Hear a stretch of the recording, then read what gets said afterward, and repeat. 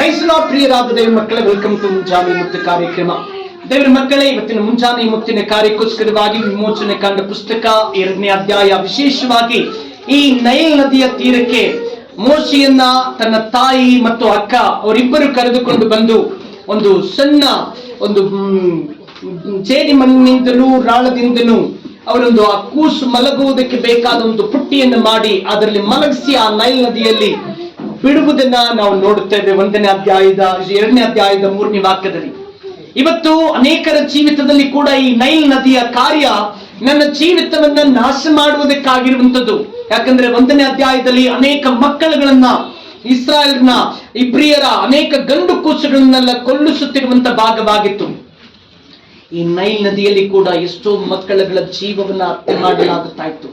ಆದ್ರೆ ಈ ಮೋಶೆಯ ಜೀವಿತ ನಾಶನಕ್ಕಾಗಿರುವಂತ ನದಿಯಲ್ಲ ಇದು. ಆ ಇಸ್ರಾಯೇಲ್ ಜನರ ಕೂಸಾಗಿರುವಂತ ಮೋಶೆಯ ಜೀವಿತ ಆತನನ್ನ ಅರಮನೆಗೆ ಕೊಂಡೊಯ್ಯುವಂತ. ಆ ಇಸ್ರಾಯೇಲ್ ಜನರು ಐಗುಪ್ತ ದೇಶದಲ್ಲಿ ದಾಸರಾಗಿ ಜೀವಿಸುತ್ತಿದ್ದರು.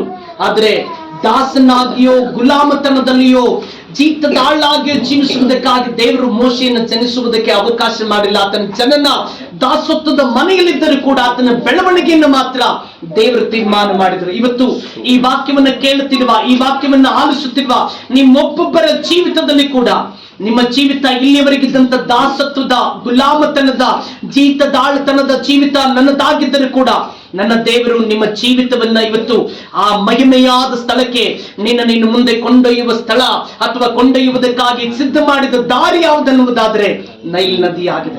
ಹಾಗಾದ್ರೆ ಈ ನದಿ ನಿನ್ನನ್ನು ನಾಶ ಮಾಡುವುದಕ್ಕಾಗಿ ಬಂದಿಲ್ಲ.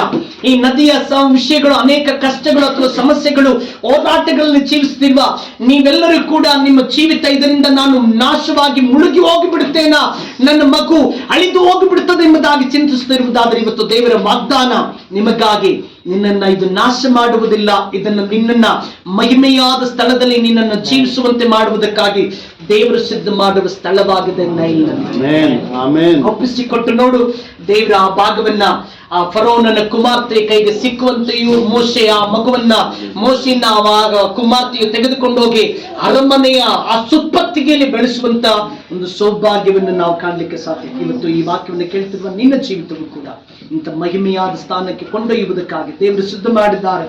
ಆತನಲ್ಲಿ ನಿಲ್ಲು, ಆತನಲ್ಲಿ ಬೆಳೆ, ಆತನಿಗಾಗಿ ಜೀವಿಸು. ದೇವರು ನಿಮ್ಮನ್ನ ಈ ವಾಕ್ಯದ ಮೂಲಕವಾಗಿ ಆಶೀರ್ವದಿಸಲಿ. God bless you. Have a nice day.